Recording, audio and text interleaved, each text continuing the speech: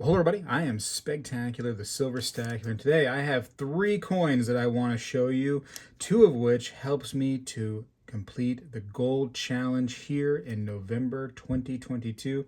I am excited to show you these coins. I have highly recommended these types of coins for a long time on my channel, and I want to show you those coins that help me to complete the challenge right now. Well, hello everybody. I seek to educate and entertain through my journey of collecting coins and stacking precious metals. I encourage you to subscribe and please stay with me on this journey. I am Spegtacular, the Silver Stacular. So, the first coin, and probably the most spectacular, is going to be this one right here.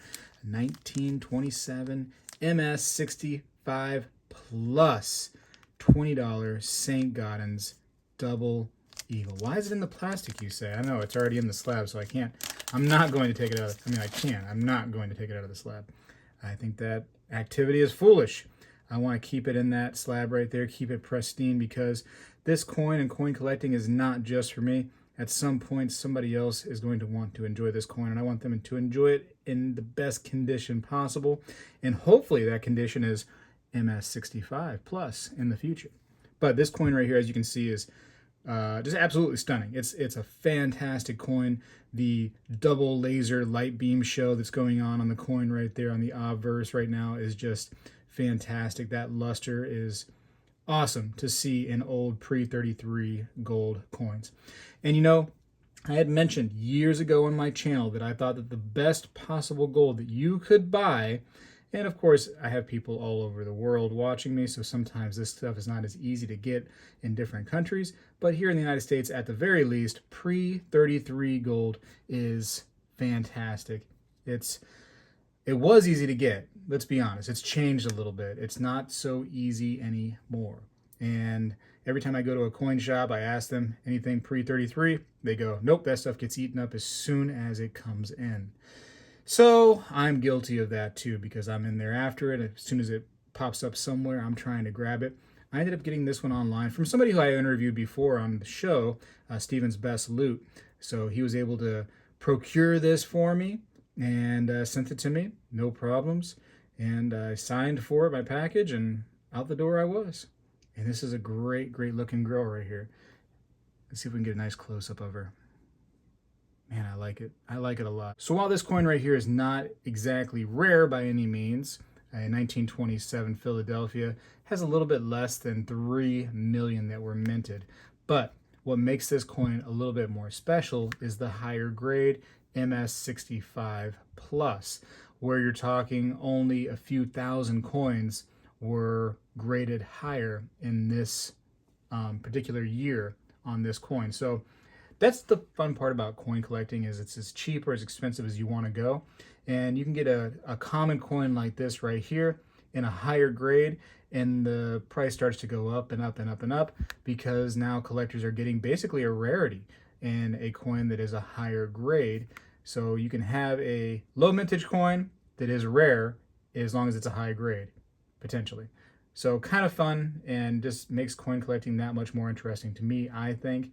And tell you what, opens the door for more grading companies to come in, huh? CAC, huh? A little inside joke about CAC. Anyways, I got that. And again, pre-33 is hot, and I think it's a great thing to still buy if you can get it.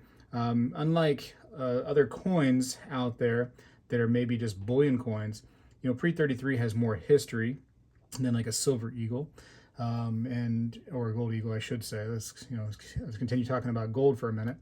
And it's beautiful. It's absolutely stunning. They still use those designs today for modern coins, so that tells you how beautiful it is. And it has collector value to it. And so you get a lot more outs when you're talking pre-33, because you're getting the historical coin, you're getting collector value, and you are getting gold in the coin. Although it's not a full ounce of gold, the double eagle, it still has quite a bit of gold in it, just a little under an ounce. And like I said, it's a stunning, absolutely stunning coin. Arguably one of the most beautiful coins ever created. Now, next is a $5 gold half eagle. So these right here are pretty neat. Not my absolute favorite coin in the whole world, but If I can get them for cheap enough, I'm still going to get them. They demand a premium, of course, because it is pre-33. A little bit close to like a quarter ounce of gold is actually in these right here. And now this one right here, the 1899, is by no means a rare date. I think what, like 1.7 million or so, probably a little bit north of that, were actually minted on these. And, you know, this has got a decent condition. Oftentimes these right here, you'll find them and they're cleaned. They were ex-jewelry pieces and people just popped them out of whatever like bezel they had, and now they're selling them as basically gold and a little bit of pre-33 value in there. But I mean, a cleaned, scratched up coin is really, to me, is not as valuable as it, you know, can be by any means. I mean, I'm not trying to buy those kind of coins. But this one right here, I saw, not in this little plastic. I put it in this little plastic prison after the fact. But yeah, I saw it at the coin shop, and actually from Coin Guy. And I thought, you know what? Let me go ahead and just take that home. I don't have a $5 half eagle in this design. I don't. And so this was basically helping out my gold typeset. I'm just after the Stella now. Just after the Stella. You think I'll be able to get that in my lifetime? I'm gonna say, unless I win the Powerball, not happening. Also, not gold by any means, but there was a viewer of mine. He's, you know, been nice to me before, for sure. Every time there's a decent milestone on the channel, he's been there to kind of celebrate it with me. And he sent this to me right here for having 50,000 subscribers on YouTube.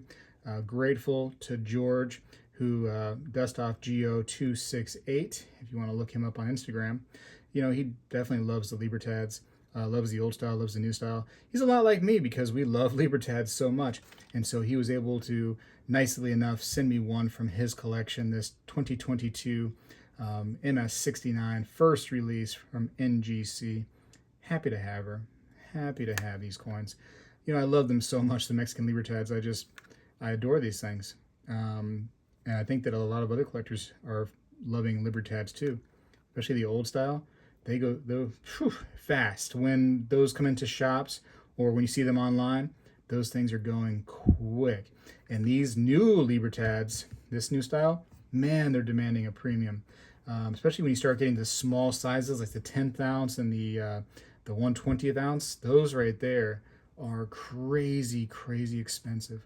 But anyways, George, or DustOffGO268, as you are known as, thank you very much for this nice little piece of celebrating 50,000 subscribers on YouTube. And of course, thank you all too for helping me on that journey. But yeah, those are my new pickups.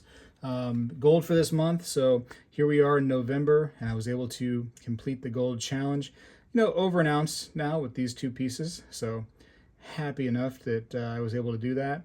And, you know, throughout this entire journey, this year of collecting gold, at least a 10th ounce every single month is what the challenge states that we should be doing. You know, I've not always got a whole ounce of gold. You know, I've tried my best, but sometimes it's a little bit lower. Sometimes it's a little bit more. It just depends on how I'm feeling that month, you know, and how I'm doing financially that month. All I got to say is December is the last month, and it's the next month. And as long as plans for Christmas don't totally just wipe my bank account out, I'm pretty confident that I can finish up the gold challenge for 2022, and then I'll work on some other kind of challenge for 2023. I don't know, something just for funsies for us, or me. Just maybe it's only for me. Who knows? No, it'll be for us. Come on, this channel is for us, right? Also, just for fun, let me show you this real quick. The wife was digging through her old things, and she found some old arrowheads that I guess her dad had actually found here in Florida when he was going, you know, looking around. You know, Florida, especially the area that I live in, has been built up very quickly. I remember stories from my mother and father. You know, when I was young, they were saying that when they first drove down here to Florida, the area that we lived in was just, there was a road through it, and that was it. There was no buildings, just about. They recall one little auto shop building that was there for miles. And I find that fascinating because now this whole area that I'm in is built up like crazy and very, very heavily populated. So at one point, though, there was a different population there, and it was right here. Native Americans were out there just doing what Native Americans do and hunting and gathering and living, right? Now these are large. I mean, it seems like. Now, I've seen spearheads before and I've seen arrowheads, but I don't know, man. Are you really going to put this on an actual arrow? Because it seems like that's kind of heavy for an arrow. I almost thought it was like a small spear, a kid-sized spear, or a juvenile's spearhead. For those that are more well versed in arrowheads and spearheads from Native Americans, definitely give me some insight on these. You know, I would see these more of a small spearhead, but maybe they are arrowheads. I'm not that sure. But what is sure about is that they were crafted in order to kill something, weren't they? That was their purpose. And those that are out there that know more about these probably know the type of stone this is and everything. I would imagine some kind of limestone or something. I don't know. But yeah, apparently they found a lot of these. And my wife, through her youth, was still finding them. Her father in certain areas was finding these things like crazy, just picking them up. They were all over the place. So definitely a big Native American presence right around where I live, which is by the water. So you can see that would probably be a great place for them to go ahead and exist, because you got the fishing that could take place there and a lot of possibilities. And there's a lot of fresh water here in Florida. No matter where you go, there's fresh water and, of course, alligators in the water. But anyways, that's enough about that. Leave me some comments down below if you know all there is to know about arrowheads and spearheads from Native Americans. But anyways, gold challenge complete, and tell me what you think about those right there. 65 plus, super happy to have it. That's my first 65 plus, which is really just a way to eke out more numbers in the Sheldon scale of grading from the 1 to 70. Now we have basically half numbers, the pluses.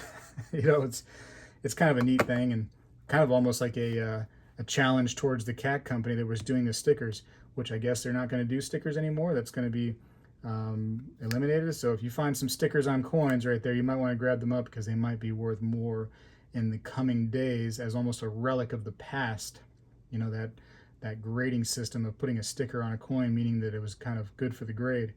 Anyways, I got to go for now. Appreciate you for watching, of course. Subscribe if you haven't. Leave me comments down below if you're more knowledgeable on anything here than I am, which you probably are, because you guys are just so smart. My viewers are so intelligent.